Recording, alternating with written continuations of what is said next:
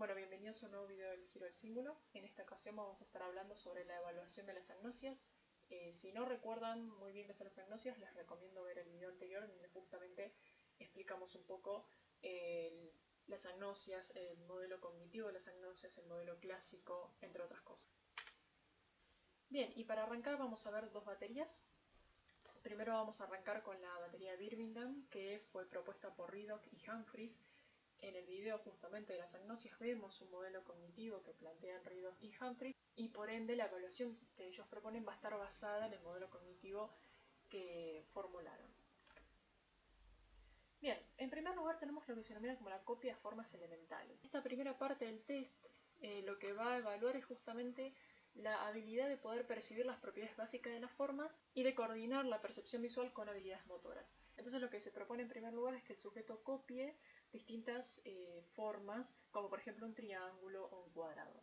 Si esto lo realiza de manera correcta, se empieza a aumentar en complejidad. Entonces se le propone, por ejemplo, que dibuje un cubo, un cilindro, una mesa, y luego capaz se pasa a otra complejidad mucho mayor, en donde se propone una segmentación figura-fondo. Entonces, por ejemplo, se le pide que dibuje un triángulo junto con un cuadrado, que dibuje un hexágono con un círculo y por último otras tareas que debe realizar, como por ejemplo desplazar el foco atencional en, por ejemplo, dibujar o copiar una casa y un árbol. En total podría decirse que hay 9 estímulos en esta primera parte de la batería. Cabe destacar que cuando se realiza esta tarea se debe tener en cuenta dos diagnósticos diferenciales importantes. En primer lugar, el que hace referencia a la heminegligencia unilateral es cuando aquellos pacientes tienden a omitir un lado del dibujo. Es más, podría decirse, un déficit a nivel atencional. Y por otro lado tenemos las alteraciones visuoconstructivas, las cuales se manifiestan cuando los pacientes no pueden copiar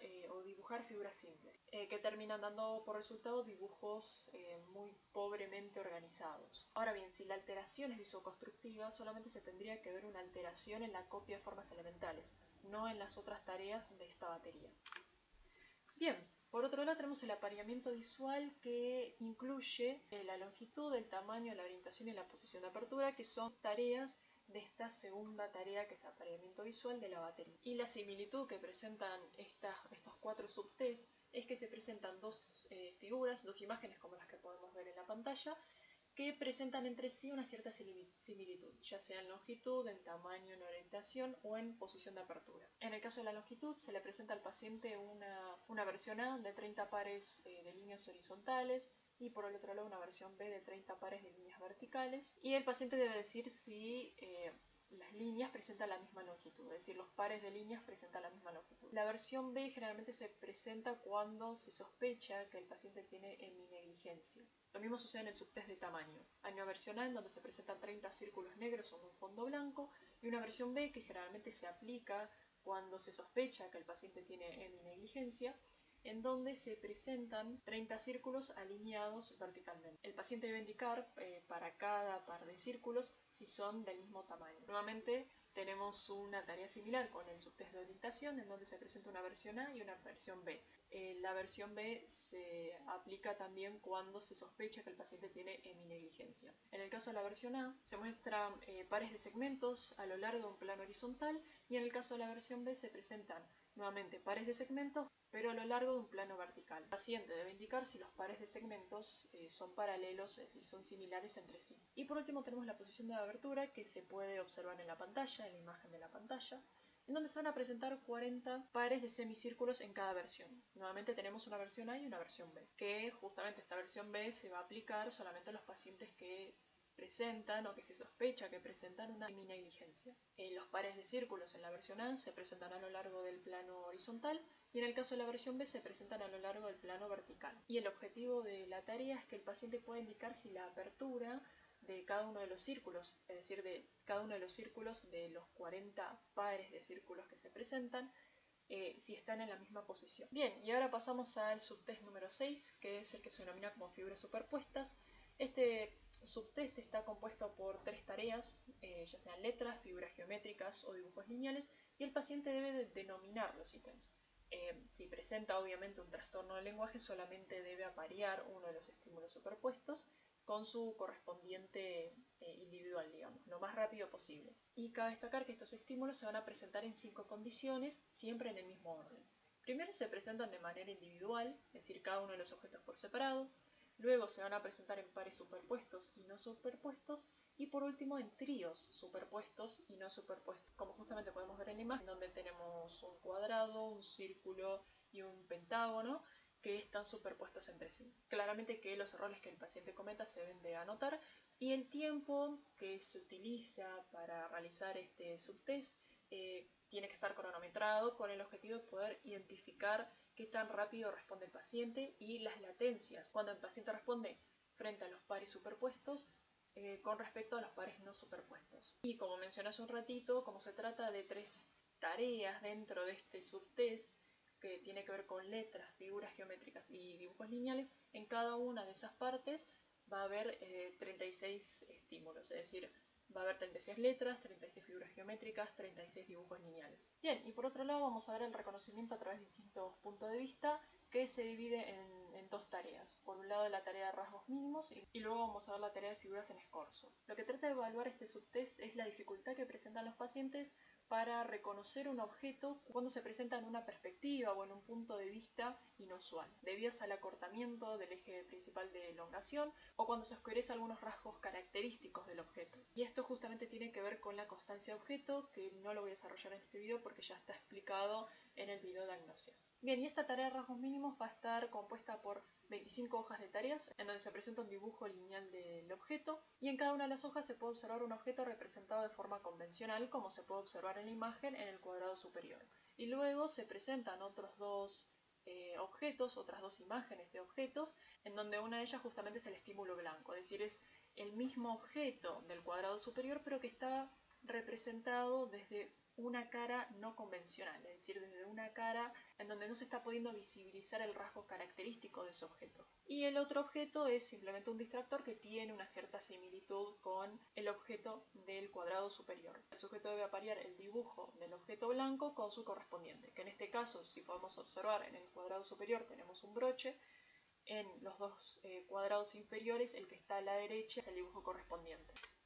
Bien, y por otro lado, dentro del subtest reconocimiento a través de distintos puntos de vista, tenemos una tarea de figuras en escorzo, que es similar a la anterior, pero que presenta la particularidad de que no solamente se presenta el objeto de una forma inusual a tal punto de que el rasgo identificatorio del mismo no se puede percibir completamente, sino que también las relaciones de los ejes principales del objeto y los rasgos o características del mismo están distorsionadas debido a una rotación profunda del objeto, pero el objetivo sigue siendo el mismo que en las tareas de rasgos mínimos. En este caso se debe de aparear una de las 2 imágenes inferiores con la imagen superior, que en este caso es nuevamente la imagen inferior que se encuentra a la derecha. Bien, por otro lado tenemos el dibujo de memoria. En este caso se le pide al paciente que dibuje 6 ítems de dificultad creciente, en donde por ejemplo se comienza con un triángulo, una figura simple, luego se pasa a un reloj, a una flor, y luego ya ítems más complejos que tienen que ver con los animales. Entonces, por ejemplo, el paciente tiene que dibujar una jirafa y justamente tiene que dibujar el rasgo característico de la jirafa, que es el cuello largo. Después tenemos un canguro, en donde se tiene que dibujar la cola larga que este presenta con la bolsa, y por último el tigre con sus rayas características. Bien, por otro lado tenemos la decisión de objetos, que es el subtest número 10, y en este caso se presentan por un lado 64 dibujos reales, es decir, dibujos lineales de animales y herramientas, y 64 dibujos irreales, en donde por ejemplo se puede presentar una herramienta o un animal constituidos a partir de un rasgo de un animal o de una herramienta por otro. Entonces, por ejemplo, se presenta un rinoceronte con cuerpo de leopardo. Claramente es un animal que no existe, sino que hubo una constitución entre un rasgo del rinoceronte, que es la cabeza, por ejemplo, y un rasgo del leopardo, que es el cuerpo. La dificultad que presenta igualmente esta tarea es que más allá de que el animal, en este caso el rinoceronte, junto con el leopardo, sea irreal, presenta una dificultad porque se trata de 2 estímulos, es decir, tenemos un estímulo que hace referencia al rinoceronte y un estímulo que hace referencia al leopardo, que mantienen una similitud, es decir, ambos son animales. Cabe destacar igualmente que los ítems reales e irreales se presentan de forma aleatoria, un ítem siempre por página. Y la tarea del paciente es determinar si el estímulo representado, es decir, si el dibujo, es real o es irreal. Bien, por otro lado tenemos el subtest número 11, que tiene que ver con el apareamiento de elementos, en donde se presentan 32 dibujos lineales, cada uno ubicado en la parte superior de la hoja, que se acompaña de otros dos dibujos, uno perteneciente a la categoría semántica y el otro no. Entonces el paciente debe de seleccionar el dibujo que proviene de la misma categoría que el dibujo presentado, es decir, que el estímulo blanco, mientras que el otro dibujo que no pertenece justamente a la categoría semántica es simplemente un distractor. Ahora bien, cuando estos distractores tienen una similitud con el estímulo blanco, ahí se aumenta la dificultad y se trata de una tarea un poco más compleja. Bien, por otro lado tenemos el subtest número 12, que es el apareamiento asociativo, que tiene una similitud con el apareamiento de elementos porque se presentan, en este caso, igualmente 30 dibujos lineales, no 32 como el otro, pero hay un estímulo blanco, es decir, hay un dibujo, y por otro lado hay otros dos estímulos. Uno mantiene una similitud con el estímulo blanco a nivel funcional, mientras que el otro es un distractor. Entonces lo que el paciente tiene que hacer es aparear uno de los dos estímulos inferiores, es decir, una de las dos imágenes que se presentan, con el estímulo blanco, pero teniendo en cuenta que el apareamiento debe ser por una relación funcional y no tanto porque pertenecen a la misma categoría semántica. Por ejemplo, en el caso de apareamiento de elementos, que es el subtest que estábamos viendo hace un ratito, se presenta un piano, ¿no?, como el estímulo blanco. Y luego en las dos imágenes inferiores, una de ellas es una guitarra y la otra es un auto. Claramente que el dibujo que se aparea con el estímulo blanco va a ser la guitarra, porque tanto el piano como la guitarra pertenecen a una misma categoría semántica, que tiene que ver con que son instrumentos musicales. Pero si nos vamos al apareamiento asociativo, que es este subtest número 12, se presenta por ejemplo un auto, que es el estímulo blanco, y los dos dibujos inferiores, uno de ellos es una ruta y la otra es una vía del tren. Y claramente que a nivel de la relación funcional es la ruta la que se aparea con el estímulo blanco, que es en este caso el auto, y no la vía del tren. Bien, por otro lado tenemos la denominación de objetos, que presenta tanto una versión breve como una versión extensa.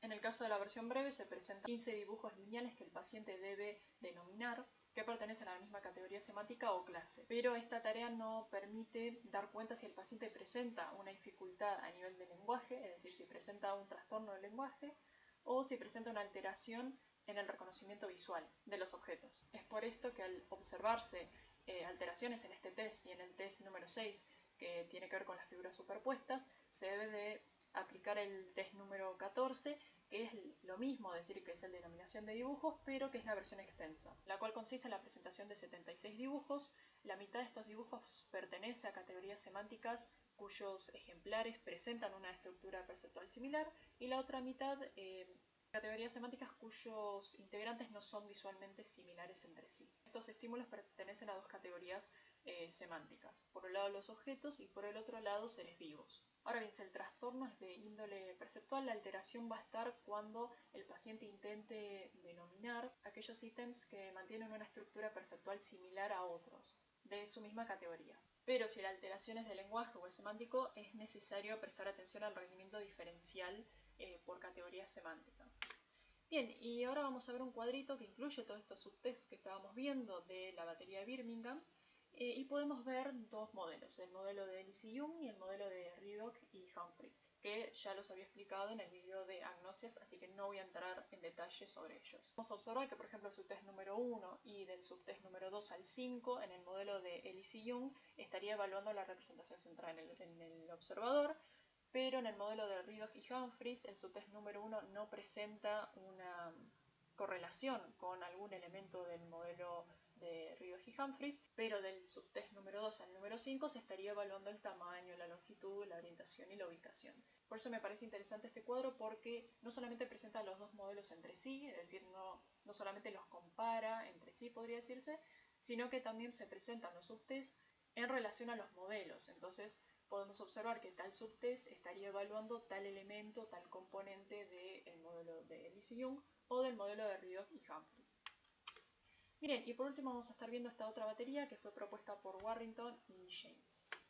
Bien, y en primer lugar vamos a arrancar con los subtests visoperceptivos que plantean Warrington y James en esta batería. En un primer lugar tenemos la detección de forma, en donde se le solicita al paciente la detección de 20 ítems degradados perceptualmente, por ejemplo una X en un fondo visualmente complejo, justamente se aplica para tratar de evaluar las capacidades sensoperceptivas del sujeto.